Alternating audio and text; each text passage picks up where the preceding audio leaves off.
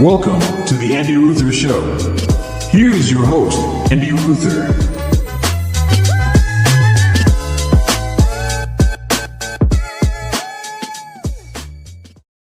Welcome to the Andy Ruther Show.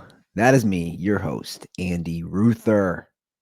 A little nasally today. A little nasally. It's running through the fam.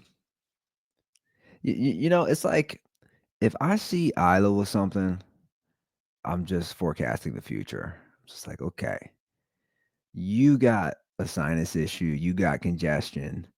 That's gonna be me in the next 5 to 7 days. I don't know how many times I'm gonna say it. Daycare is the Wuhan lab. COVID started at a daycare. I know they're saying now it was lab leak, basically confirmed it was a lab leak. No, started at a daycare, I'm convinced. That's what I'm standing on. I'm sticking to it. By the way, speaking of daycare, I have an update from last week's episode where I played the audio from the video that Karen of Anderson took about my daughter's daycare. I talked to the daycare director, and that woman was asked not to post the video for all the reasons I mentioned last week with underage minors in the video. She was asked. She still posted it. She still posted it. She's a terrible person. She said, "We will handle this. The appropriate actions will be taken on the worker," and it was. She was fired that day. She said, "Don't post it. There are minors. There are kids in this video who have not agreed. You got to sign a consent form. Nobody has agreed to post this. The parents didn't sign consent forms." She still posted it. Didn't care. So, bad karma's coming your way, bitch. A bitch. A bitch. Oh, yeah. I just got yacked on before the show, so that's fun. Just like full everything she ate, just like, going all over you, Dad. It's funny how much that stuff doesn't even bother me anymore. Poop and vomit. I'm just like, yeah, whatever. It's part of the drill. Like when you're a parent of a baby, a toddler, you're just like, yeah, I'm gonna be knee deep in poop, knee deep in vomit. Kids are crazy though, because like when I look at like Isla being crazy and just a mess, and let's say lack of sleep, and when she gets all loony, it's basically a drunk sorority girl. That's kind of the analogy I notice. Crying, very loving. It's the girl who's drunk, who's like, "I love you. I love you." And then a minute later, like, "Why did you hurt me? Why? Why did you mean to me? Why did you do that? Why? I'm not tired. I'm hungry. Give me a fish stick. I want a fish stick." It's literally what they are, man. They're like 24/7 college kids. She's like a 24/7 sorority girl.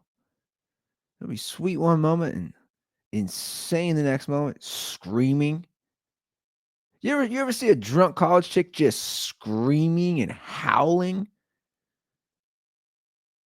Normally she's got tears coming out while she's doing it. Oh, there's nothing worse. There's nothing like not looking forward to that.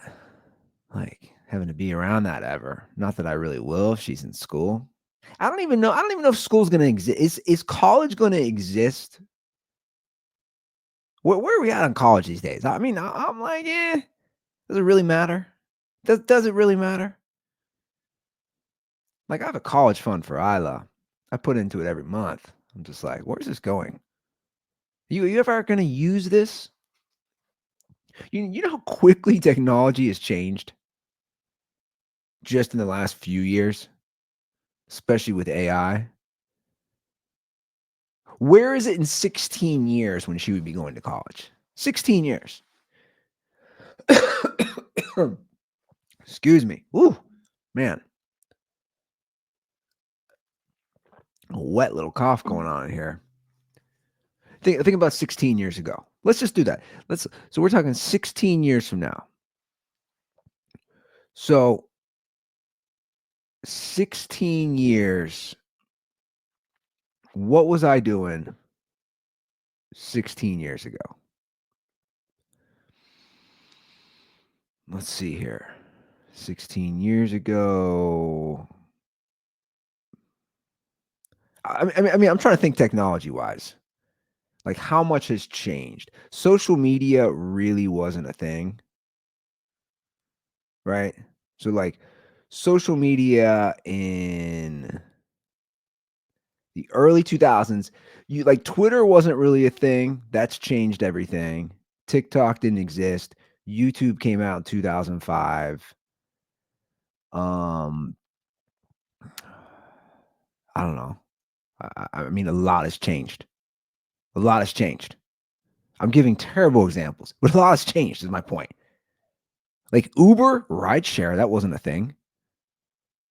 Like, we're gonna have driverless cars in 16 years. I would say we would. We would, right? Right? Like, are we gonna have driverless cars? 2009. What was going on in 2009? We didn't have the apps that we have now. I think we have driverless cars in 16 years. Those terrify me, by the way. Driverless car. Oh my God. Dude, that's like my worst nightmare. Dude, that's a horror film. Imagine if the car doors lock and you're just stuck in it and you're just driving forever and ever and ever and you can't get out.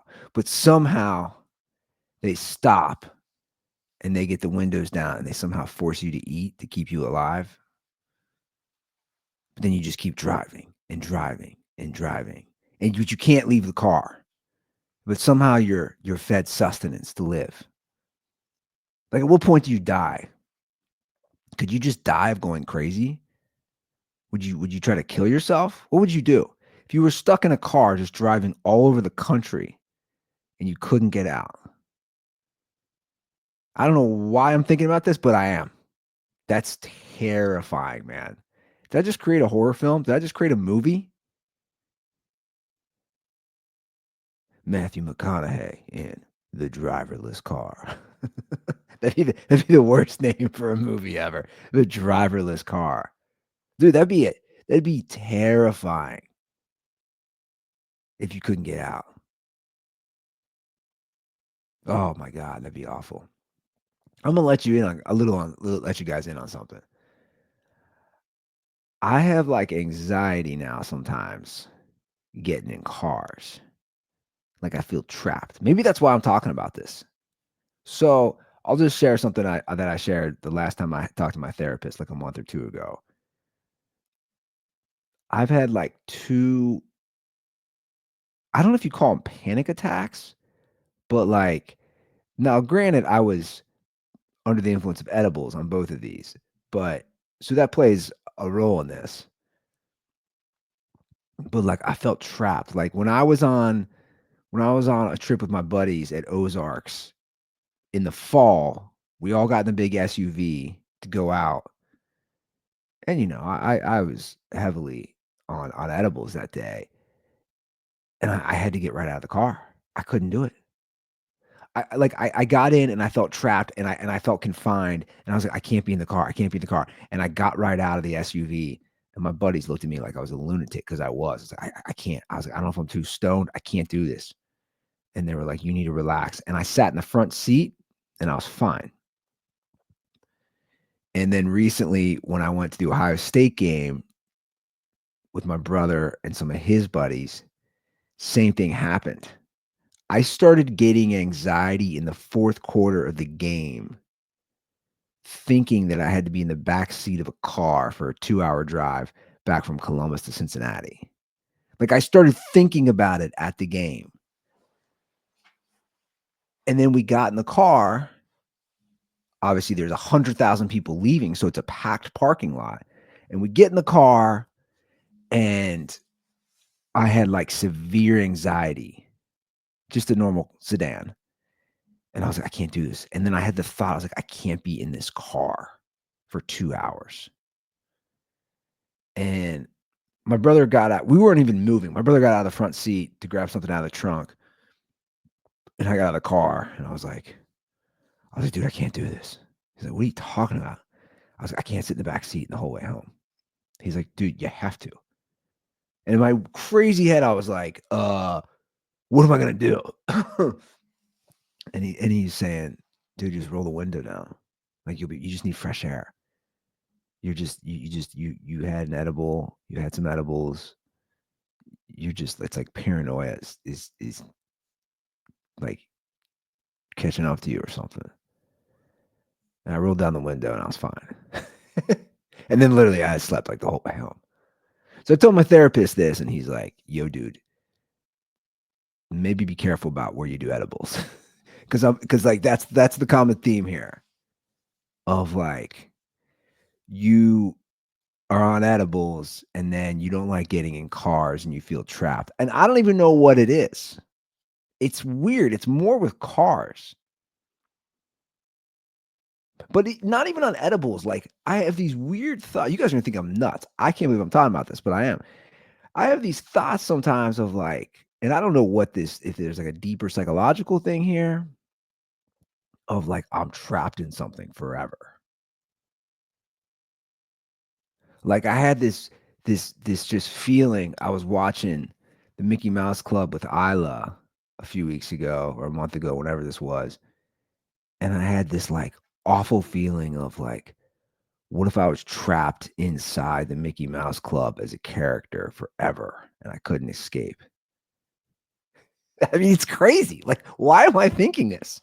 And it's the feeling of being trapped for eternity. And I don't know if that's my mind thinking about because I think way more about the afterlife since my parents died. Like, I think I'm really curious about it. I think about it. Um, and I don't know if it's all the last like 5 years of thinking about those things that it's all building up, or if there's something else that I feel trapped. I don't know if it's because I had a second kid, because I don't feel trapped. I don't feel that way at all. Like I'm happy. I'm happy where I'm at. I know that, but I don't know if there's something. I don't know. Obviously, that's why I was talking about it with my therapist. I'm like, what's going on here?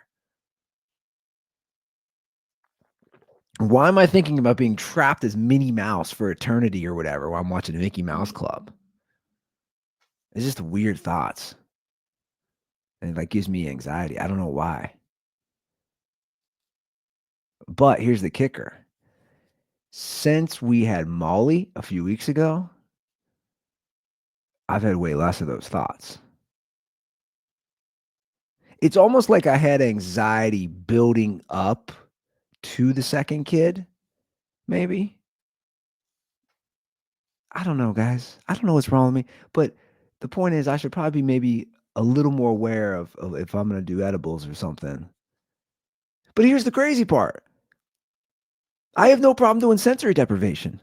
I can go in an isolation tank, literally pull a door over myself, be in this tiny little coffin floating that's pitch dark, no sight, no sound, and I don't have that anxiety. But sometimes I get anxiety getting in the back seat of a car, whether I'm on edibles or not. I think part of it's control. I'm a very controlling person. Like I like to be in control. That's why I don't like to fly, because I don't have any control. That's why I like to drive. I feel in control when I'm driving. And that's probably why I like to be in the front seat as well, because I feel more in control, even if I'm in the passenger seat, if it's up front. Cool. I'm just working through weird anxiety therapy, just to myself. This isn't crazy talk, is it? But I realistically, I do think about the feeling of the afterlife. I find so intriguing, and the thought of things for eternity. It's a very powerful feeling to have. the thought of you could be somewhere for eternity. What's something lighter that I can talk about? Because I know I got some things on here. Oh yeah, here's something lighter. Let's talk about my neighbor. Let's do a little neighborhood update. Let's do a little neighborhood update in the burbs here. Okay. So here's the thing. I've mentioned this before, and I'm going to bring it back up. I think I have Chinese spies living up the street from me. I jokingly said it when we moved in. We moved in about 2.5 years ago. I jokingly said it to Brittany. The Chinese guy who we thought died and was gone for 6 to 8 months, and we felt sorry for his wife, and she was always out in the yard and in the garden alone. We felt an empathy for her. And then he just came back. He came back out of nowhere and did it again, and he's gone again. He's been gone, and he's back. She's gone. I think they're going to China. I honestly at this point, whether it's I have too much time in my hands and I'm crazy. We already probably know after the thing I just was talking about. I think he's a Chinese spy. Where's he going? Let's just do logical things. Where's he leaving for? I'm not exaggerating. Especially, I don't know as much now because Roscoe's not with us, where I was walking him all the time. So I was always walking by the house. But before, he was gone for 6 months. Where'd he go for 6 months? You don't just go somewhere for 6 months. That doesn't add up to me. I think he's a spy. I think they're working for the Chinese government. I mean, he's a nice guy. He speaks zero English. I mean, like none. Like not a lick. I walk by, if he has anything playing on his phone, it's always in Chinese. I wave, I say hi. He can basically say hi. That's the extent of his language, his English language. He just say hi. I think she's a moot. I don't even know if she can speak. She doesn't say a word. I should look their house up. I want to see when they bought it. I'm gonna find out. I'm gonna do some research because I can find out everything. In the county I live in, you can see Hamilton County here in Cincinnati. You can literally look up the records. You just put in an address. I can find out everything. Which is also crazy. I still can't get over it. I can literally find out basically what they put down on the house if I want. Public records will list the loan amount. You can do the math on what the house was purchased for. So you can figure out what was owed on the house. I'm gonna do research because I'm pretty convinced the dude at the top of my street is a Chinese spy. I don't know if his wife is. I don't know if they're a Chinese spy couple. Where does he keep leaving? Well, we're not talking about a dude going to Mexico, right? You got family. You came over here. Yada yada yada. You go back to Mexico. Like Mexico's not that far. We're talking China. How's Trump say it? China. You don't just go to China. What is he doing? He's reporting back to somebody. Something's going on. He's probably listening. He's probably watching me right now. He's listening to this podcast. He's like, this guy who's scared to be stuck in a Donald Duck character is talking about me. I'm gonna figure it out. We saw Gay Greg the other day. He is absolutely hilarious. I miss me some Gay Greg. I need more Gay Greg in my life. For the very least, the comedic effect. So we went for our first walk. It's obviously winter. It was like a nice day. We got like out of nowhere, like a nice, like 60-degree day. I was like, oh, let's get out of the house. First time we walked as a foursome, as a family. I had Isla in her new little car pushing her. She's got this little car you can push. I was walking her in that. We had the Molly in the stroller. Brittany was pushing her in that. And as we're walking by Gay Greg's house, his dog ran out. He's got a little dog. Just came bolting across the street towards us. And Isla, of course, loved it. Like his dog's harmless. And he's in his suit. He's in a tie, but now he probably just got home from work and his socks. And he's like, "Dag nabbit," or whatever. I mean, I'm not he's like, "Gosh, get back here." And then he he yells for his wife. He's like, "Get outside. He ran loose." And he's like, "Parker's out of here. Parker, get back here. Parker. Parker, get back here." And he goes, "I'm just in my socks. I can't run across the street." And then he starts running from his front door. And then he takes off his socks. And he's like, he's like skipping. I don't know what he does. He's like floating on fairy dust or whatever he's doing across the street. And then his mail order bride comes out. Again, very sweet lady. Very sweet lady. Definitely mail order bride. They're being very, very sweet to Isla. And they're looking at Molly. You know, she's 2 weeks old and being sweet about the baby. And well, oh my God, what did Greg say? I could not stop laughing. Brittany and I could not stop laughing. He's like, "So what's the age difference?" And I said, "Well, they're 23 months apart. So about 2 years apart." And then he goes, "That's how my girls were. It's a living hell."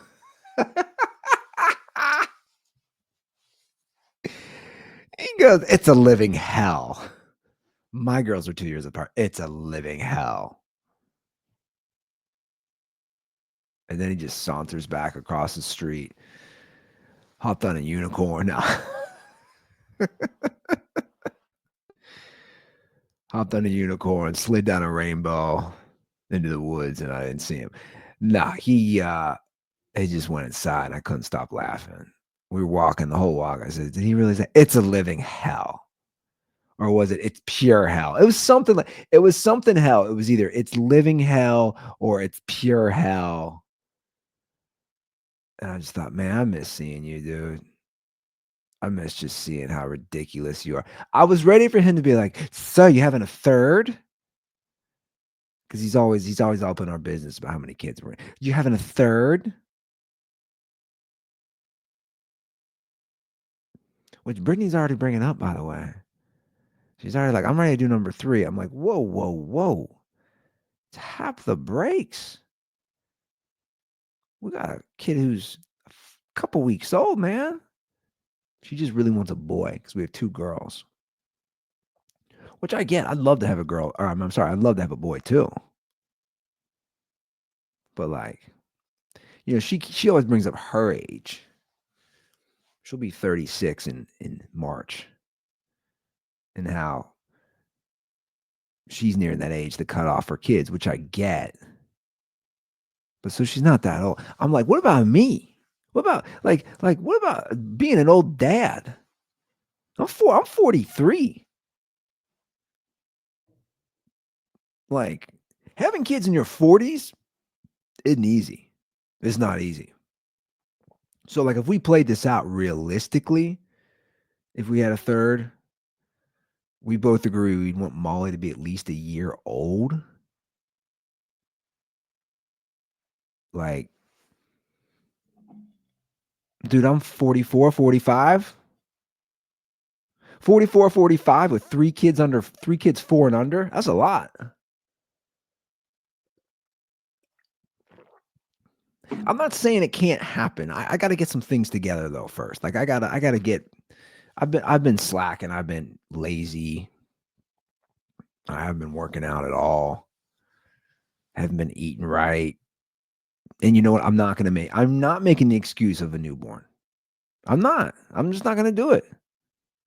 I get that. Like sleep is difficult to get. It's not easy to get when you got a newborn and you got a 2-year-old. It's not easy. It's difficult. I'm not gonna use it as an excuse though. I'm just not. I've been lazy. No excuse for that. I'm eating like shit. No excuse for that. That's on me. But I know if I get those things in order, I'd be more prone to have a third. But I'm not really thinking about it. Speaking of eating, I saw this story I wanted to share. I was laughing. This is the most Midwest shit ever. This is the headline. This is Wall Street Journal, by the way. This family found out what it's like to eat at Applebee's 52 times in a year. This is a real headline.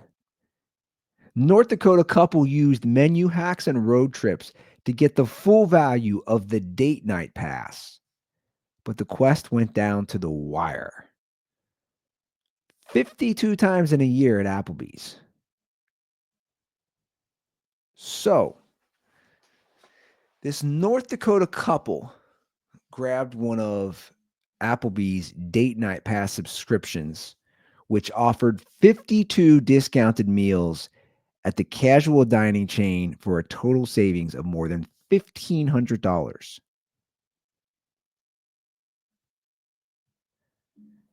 They ran this last year. It was a $200 subscription, and you got $1,500 in weekly meals. What was it? So this is a follow-up story. This is wild. So the Wall Street Journal did a story on this family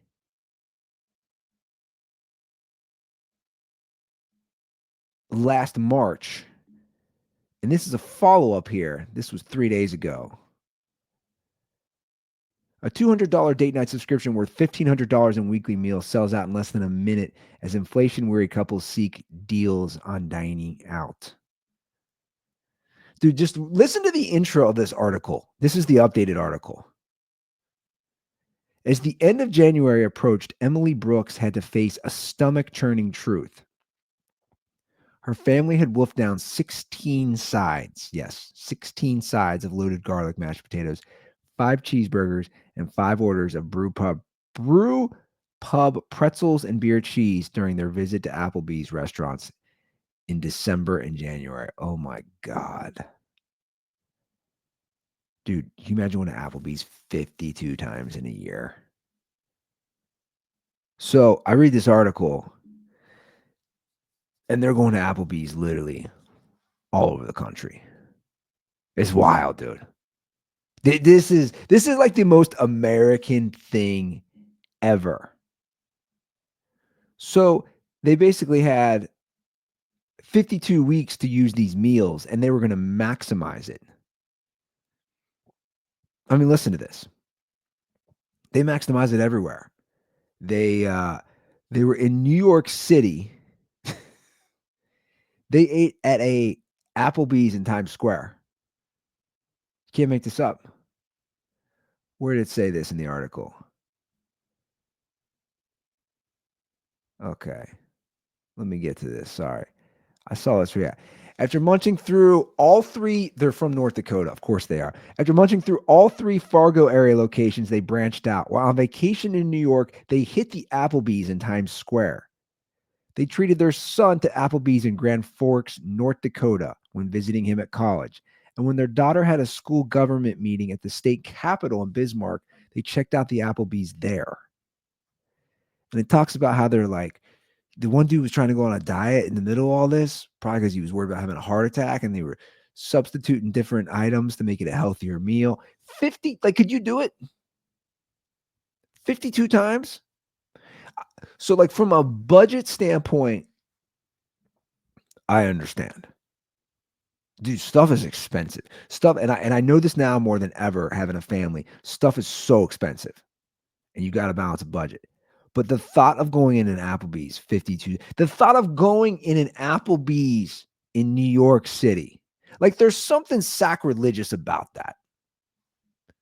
I get you're trying to save money. Also, just one night, just don't do it. Don't do it. You're in New York. Get yourself a great meal. Go. I mean, I don't know. Go to a pizza joint. It's not gonna be the most expensive. It'll be obviously more expensive than North Dakota. Get something that's not Applebee's. I mean, could you do it 52? Like, the only way I'm doing that is if I'm doing it for social media content. You see these food challenges. They're a big thing. I watch some of these videos. I'm curious about them. I'm interested in some of these things. I might do some of these things. Have I tossed around some ideas in my head? Yes. doing some of these food challenges. I think they're fun. I've thought about doing some. I find it interesting, but you're not. You didn't document it,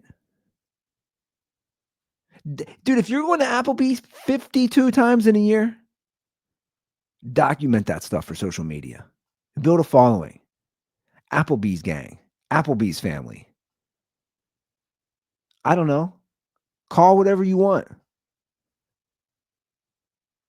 That's a lot though. 52 times in a year. Like if you are in the middle of nowhere or you're visiting something for work or whatever, and you're like, oh, I got nowhere to go. Applebee's. Yeah, like do it. Whatever. Go to Applebee's. But you're bringing the family there 52 times a year? I think you're wired differently to do that. Like your brain doesn't tell you at a certain point, hey man, there's only so many of these sliders I can take. Right? Like at a certain point, you just gotta tap out. You got your money's worth, man. But apparently they were maximizing it to the fullest. Like just really taking advantage of every little thing.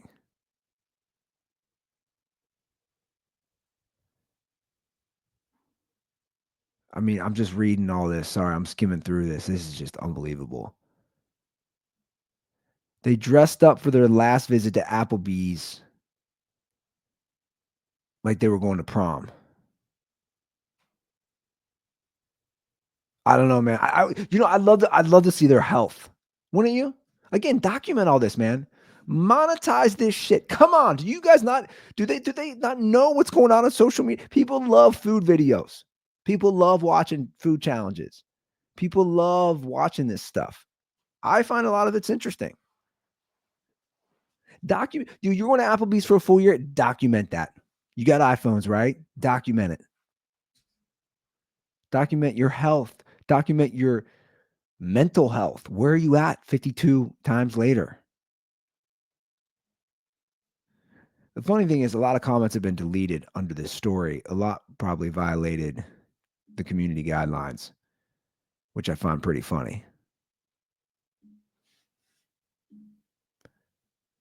All I'm saying is I can only go to Applebee's 52 times in a year as if I'm documenting it. Like, do you guys want me to go to Applebee's 52? I don't even know. I don't have one close to me, and I'm not going to do this. But look, I know people do these food challenges for like a week or 2 weeks. I mean, this is a commitment. 52 times? Like, you think they had a favorite waiter or waitress? They're like, oh, it's this family again. God, they really hate their lives. I wonder if the staff got sick of seeing them. 52 times. They went to an Applebee's in Times Square. That's the most American shit I've ever heard. It's like when I was in college, we went, where did we go? We went to like a chain, but we were college kids who didn't have money. Like I remember you'd eat at a place and then you'd be like, I don't have money. I got to go to the McDonald's in Paris. I got to go to the Pizza Hut in Rome. I was a 20-year-old, 21-year-old college student. It's bizarre, man. Like, were they just known as the Applebee's family? Can you? I want to know if their plumbing bill went up. Like, how did this affect all? Again, I want it all documented. How did this affect everything else? And they look so happy.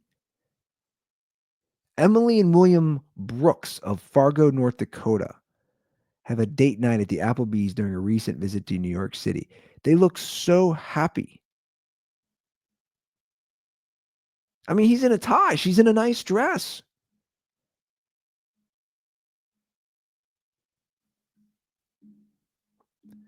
So I crushed the new OJ doc on Netflix.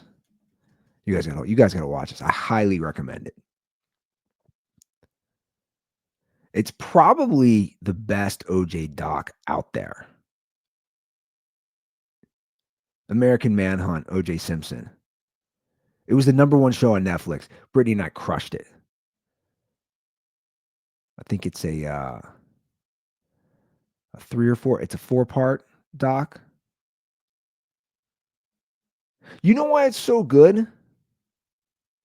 Because it delves into the actual case and the facts and the crime scene.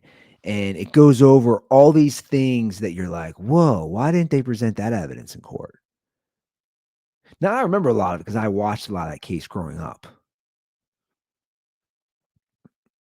And I've said it a million times, but I'll never forget them wheeling in the TVs in my 8th grade class for the OJ verdict at Guardian Angels grade school. I remember the teacher, Mr. Overby.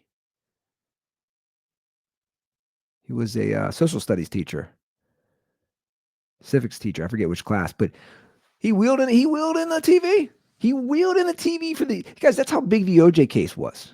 I remember watching it all summer, a lot of it. The case went on for like 8 months. I remember watching a lot of it that summer before 8th grade, which is hilarious if you think about it. 13-year-old kid watching a murder trial, fascinated by it. But the documentary is really good. It's really, really good. And it just shows it was the perfect storm for him to get off. It was the perfect storm. There were just too many screw ups between the police, the people getting forensic evidence, the DA or the prosecutors like Christopher Darden, Marshall Clark. You know what I find fascinating about it is that one of the main people in the documentary is OJ's former agent. And it's like he still kept hanging around OJ after he got acquitted, even though he was pretty sure he did it. Well, that's what's crazy. Like, there's so much evidence. There's so much evidence. My thing was, yeah, was Mark Furman a racist? Was there all this evidence that he was a racist? Did he lie under oath? Yeah. The thought of them. Here's the thing I keep going back to when I'm watching this. I keep going, then who did it? Then who did, like, if I'm a juror, guys, they deliberated in like 4 hours. It's insane. It's insane. It's totally insane. They deliberated in like 4 hours after 8.5 months of testimony. So I always think logically, okay, if OJ didn't do it, then who did it? And conversely, these police and the detectives are portrayed as bumbling idiots.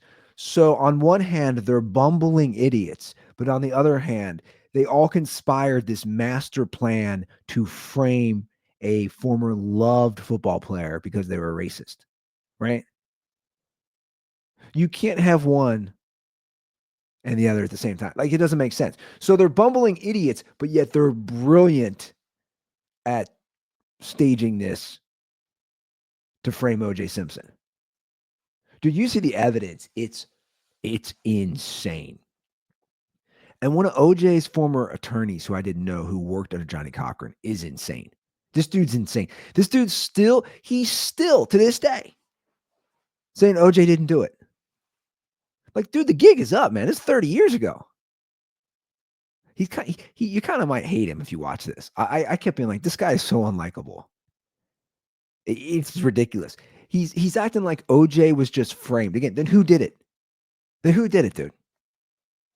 Literally, OJ's blood and Ron Goldman and Nicole Brown, their blood is literally how would it get there? Like, again, you just ask logical questions.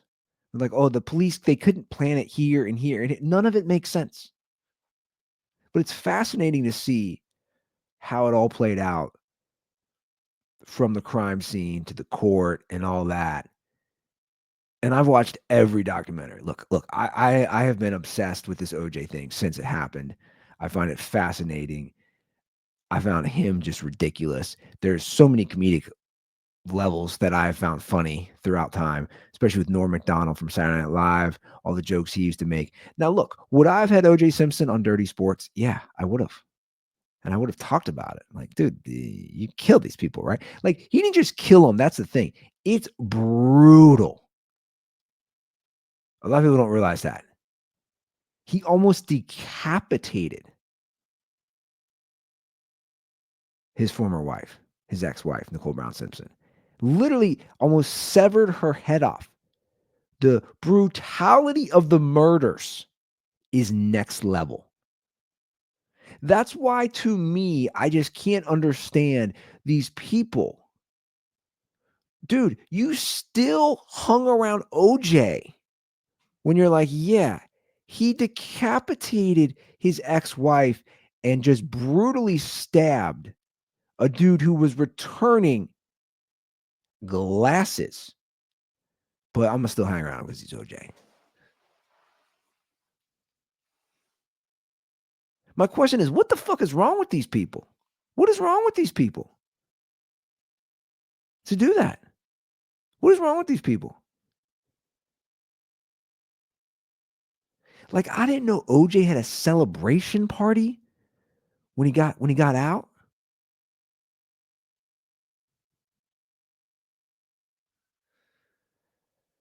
It's one thing bringing him on for an interview. It's one thing doing stuff like that, but like, OJ's your boy.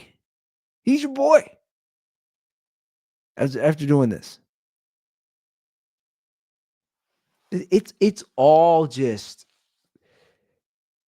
crazy to me that like people, they just want to align with like a famous person like that so badly, or the agent who's you've repped OJ for all these years and you just can't give it up, dude. You just can't.